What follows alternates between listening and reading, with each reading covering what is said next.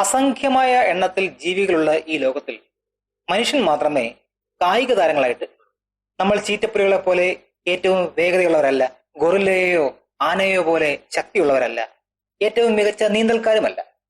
എന്നിട്ടും ഭൂമിയിലെ ദശലക്ഷക്കണക്കിന് ജീവികൾക്കിടയിൽ മനുഷ്യൻ മാത്രമാണ് കായിക താരങ്ങളായിട്ട് പരിണമിക്കപ്പെട്ടത്. മറ്റുള്ള ജീവികളിൽ നിന്നും വ്യത്യസ്തമായി മനുഷ്യനെ ഇതിനെല്ലാം പ്രാപ്തമാക്കുന്ന എന്തോ ഒരു പ്രത്യേകത മനുഷ്യന്റെ ശരീരത്തിന് ഉണ്ട്.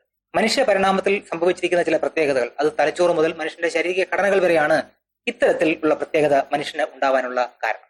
ഭൂമിയിലെ ഏതൊരു മൃഗത്തെക്കാളും ദീർഘദൂര ഓട്ടത്തിൽ മുന്നിട്ട് നിൽക്കാൻ സാധിക്കുന്ന കഴിവുള്ള, എൻഡ്യൂറൻസ് ഉള്ള ഒരു കായിക താരമായിട്ടാണ് മനുഷ്യർ നാം പരിണമിക്കപ്പെട്ടത്. മനുഷ്യനെ ഇതിന് ഏറ്റവും പ്രാപ്തനാക്കിയതാകട്ടെ അവന്റെ ശാരീരിക ഘടനയുമാണ്. ഇരുകാലിലുള്ള അവന്റെ നടത്തവും ചലനവുമാണ് ഏറ്റവും പ്രധാനപ്പെട്ട ഒരു സംഗതി. മനുഷ്യ ശരീരത്തിലെ താപനിയന്ത്രണ സംവിധാനമാണ് ഒരു കായിക താരം എന്ന നിലയിൽ മനുഷ്യൻ മാറുന്നതിനുള്ള രണ്ടാമത്തെ ഒരു കീ ഫാക്ടർ.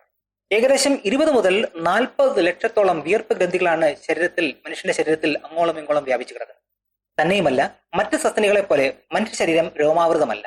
അമിതമായ അളവിൽ കായിക പ്രവർത്തനത്തിൽ ഏർപ്പെടുമ്പോൾ ശരീരം ചൂടാകുന്നത് വിയർപ്പിലൂടെ പുറന്തള്ളുകയും അതിന് സഹായിക്കുന്ന വിയർപ്പ് ഗ്രന്ഥികളും നഗ്നമായ ശരീരവുമാണ് മനുഷ്യന്റെ ശരീരം തണുപ്പിക്കാനുള്ള മാർഗം. നമ്മുടെ മസിൽ സിസ്റ്റത്തിൽ, പേശീവ്യൂഹത്തിൽ 2 പ്രത്യേകതരം മസിൽ ഫൈബേഴ്സ് ഉണ്ട് എന്ന് പറയാം.